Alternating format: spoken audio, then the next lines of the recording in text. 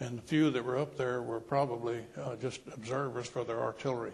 This point overlooked a whole valley and a vast expanse toward Mount Belvedere. And Mount Belvedere had been, the Americans had taken it before, but had lost it. So the attack on Mount Belvedere, we had to have Riva Ridge to keep the direct observation from Pisa di Campiano. It was just a picture wide open. You could see the whole half the world looked like. And those German 88s could reach just about half the world. So anyway, we took the ridge and set up a defensive formation. And then a little bit the counterattack started. And in the first one, Fernandez, in the building that we were in, Fernandez had picked up a French harp, and then a burst of burp gun from the Germans. One of the bullets hit the harmonica in his shirt pocket, and then the bullet traveled around and lodged next to his backbone. He still has it, he said. And the same burst, Milanowski got a shot in the back of the neck, went in one side and out the other. Fernandez was out of it, was out of the action period permanently. Milanowski came back a few days later. He had a Band-Aid on each side of his neck, one where it went in, one where it came out.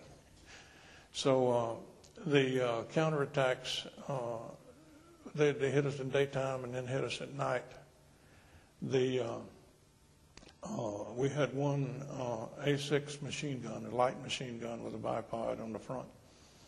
And on this, Lieutenant Luce moved it around where he thought the next attack would come from.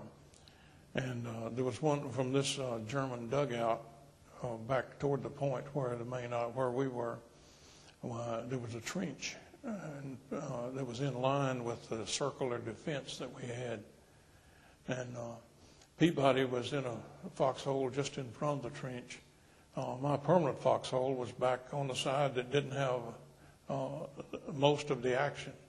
But Lieutenant Luce would move us back and forth into that trench when action would get hot, or to give somebody a little relief. Different ones of us would man that front corner. And at one time, it was so hot the Germans were right in on top of us, and we could hear them. And so I was with Sergeant Ress, assistant squad leader, and he was out of grenades. I had one left, so I whispered to Ress, "I'm going to throw my last grenade," and he says, "Let me throw it. You might hit a tree." So he missed the tree, and the Germans went back. But while this was going on, there was Fairweather was in close to where the machine gun was, and when he would hear activity, he would hear some activity, and they thought Peabody had a BAR that could use a little more help. While he would yell, "Peabody, cover my front." And in a little bit, while Fairweather instead of yelling, "Peabody, cover my front," he'd say, "New Jersey, give me some help," or other nicknames. And Peabody asked him after it was over, this part of it was over, "Why'd you do that?" And the Germans were they had picked up the words that as our people were talking back and forth.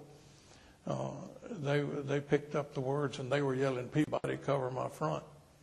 So Fairweather decided he better do a little bit of changing. So it was finally we had counterattacks off and on for the next for the 2 days and 3 nights.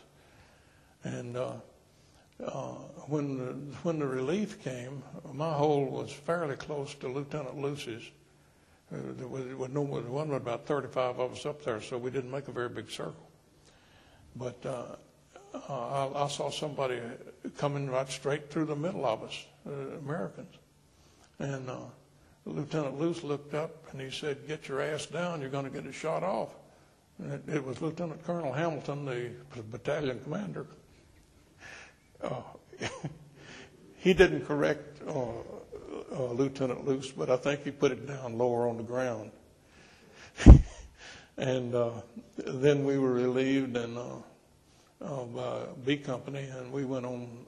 We scrambled back down the hill, and after we left, Lieutenant Luce told the people that were leaving us that you're going to get hit from a certain side. He said that's the only way they haven't hit us yet. Lieutenant Luce said that he planned his defense by saying, if I were attacking this position, where would I come from? And we had repulsed them all the way on the others, so that was the way. But then on the two of the worst situations was when Steen and his machine gun cleaned it out, and then the next night they got right in. They were right in on us, and Lieutenant Luce called for artillery fire. They'd been zeroed in. The artillery people were using the artillery pieces as howitzers. When you're on top of a real narrow ridge, there's not much place for one to hit with an ordinary trajectory. So the artillery people had dug holes to put the tail of their howitzers